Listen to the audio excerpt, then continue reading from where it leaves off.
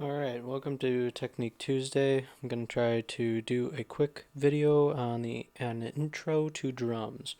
So we're going to talk a little bit about rhythm and drum notation first, and then I'm just going to show you the different drums and kind of go from there. So first, drum notation is slightly different than pretty much any other instrument.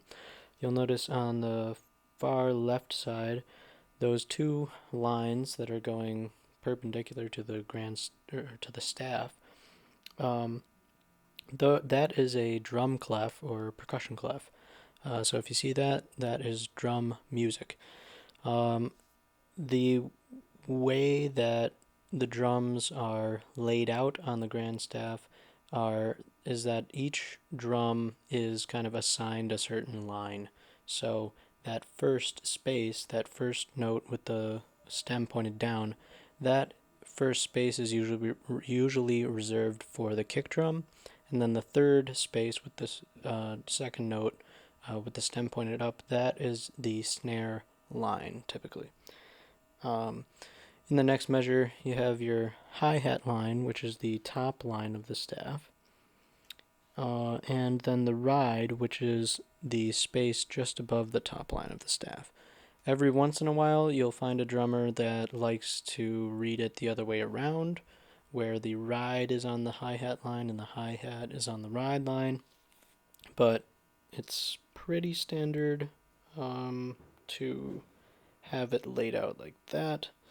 This next measure covers the crash cymbal, which is the note with the ledger line going right through the X. And then there's a couple different types of snare notations. The middle note there with the X on the snare line, that is a cross stick, which I will show real quick once we look at the kit. And then a rim shot. So a rim shot is when usually played when you have like an accented or an accent over the snare. A good way to accent a snare note is with a rim shot, and that is when you play the center of the drum as well as the rim at the same time. It creates a lower pitch slightly, or just causes like a deepness in the snare to ring out, and it is also typically slightly louder than your regular snare drum. All these other lines and stuff are a lot of times used for the toms. Drummers use a different amount of toms. Sometimes they'll just use one, two, three, maybe even eight. So you never really know. But a lot of these other lines are used for the toms, and they're in pitch order. So those like first couple that are higher up in the on the staff, those are like your high toms, and then you get to the middle and towards the low floor tom as you go down.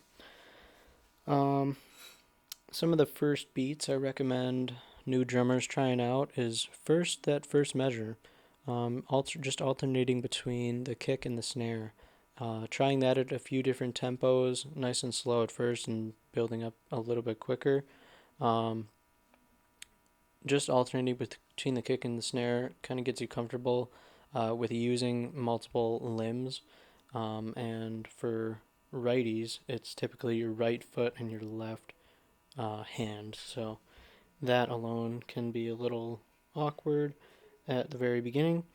But then this next measure here on the second line of staff, that is kind of the first real basic rock beat that you can learn, which is where we still keep the kick and the snare alternating, but we're also including the hi-hat uh, with quarter notes, so it's playing once every beat. So when we count in a typical rock beat, which is set in the time signature of 4/4 usually, we count 1, 2, 3, 4, measure line, and then you restart at 1 again. So in this case, you would have kick, snare, and also hi-hat on each beat. 1, 2, 3, 4. And then once you get comfortable with that, you can graduate to eighth notes in the hi-hat.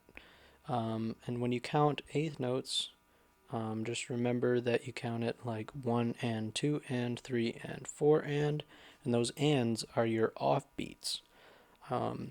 So when you start to get into jazz and Latin music and a lot of music uses syncopation, and syncopation is all about playing notes on the offbeats instead of the downbeats.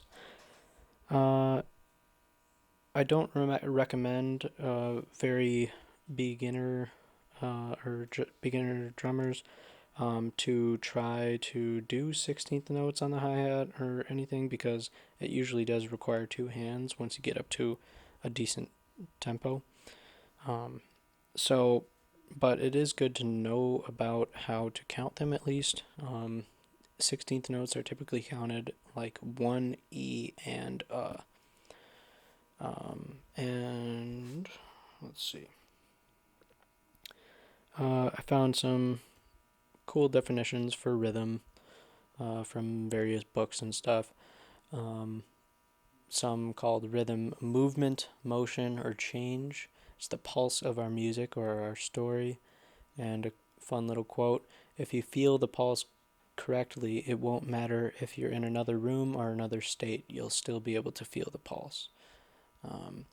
So over here, we just have some typical time signatures stuff. Just remember that the top number of a time signature talks about how many beats there are per measure.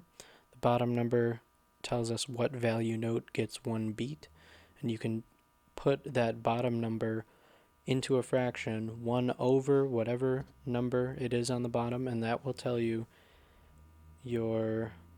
what value note gets one beat in your song.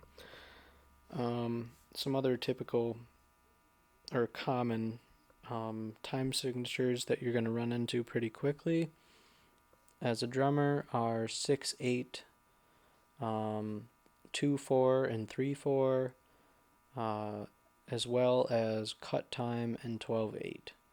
So 2/4 is probably the easiest one of all those, just counting 1, 2, 1, 2, 1, 2. 3/4 is 1, 2, 3, 1, 2, 3. 6/8, 1, 2, 3, 4, 5, 6, 1, 2, 3, 4, 5, 6.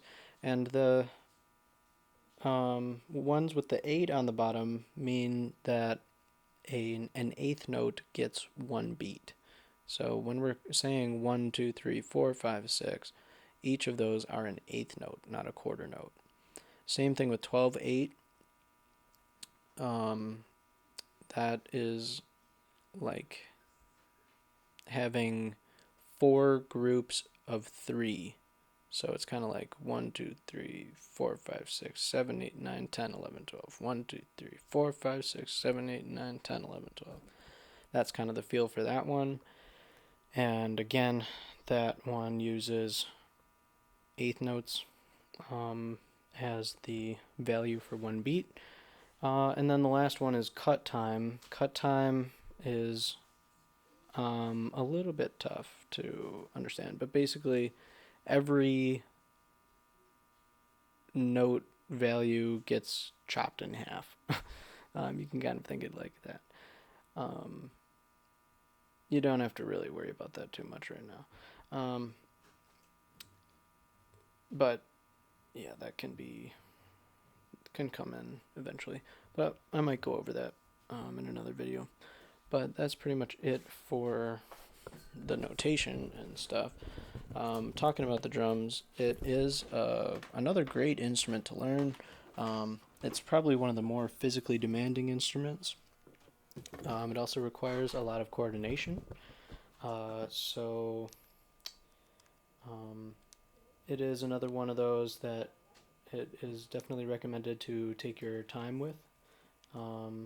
At first, learning proper technique at the beginning is pretty important, and then you can have a whole lot of freedom on the drums for sure. But yeah, it takes a lot to make your all your limbs independent and being able to do different things and contribute to different parts of different grooves or beats. So that's kind of what can be difficult at the beginning. Um, but it is a phenomenal instrument. A good drummer can definitely make or break a band for sure. I've grown up playing with a lot of great drummers, and I really appreciate drummers a lot. They hold it down for us, and they're so fun to jam with. Um, that's kind of why I wanted to become one.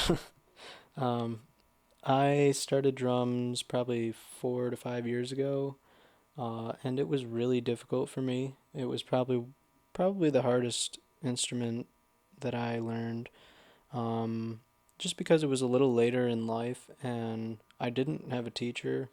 I just had to learn everything on my own, and the way that I learned drums was kind of weird because I was at college and I had to write drum parts like crazy. I had to write so many drum parts and even kind of record them, MIDI and stuff. And so after doing that for so long, it kind of got to the point where I was like, I feel like if I had a kit, like I would know at least what I'm supposed to do. I don't know how to do it yet, but I know what I'm supposed to be doing. So that's kind of how I started, and then just really spent a whole lot of hours just trying to get even the basic beats to feel normal and comfortable to my whole body. But once you kind of go through that process, and if you do have a teacher, it can go kind of much quicker than what I put myself through.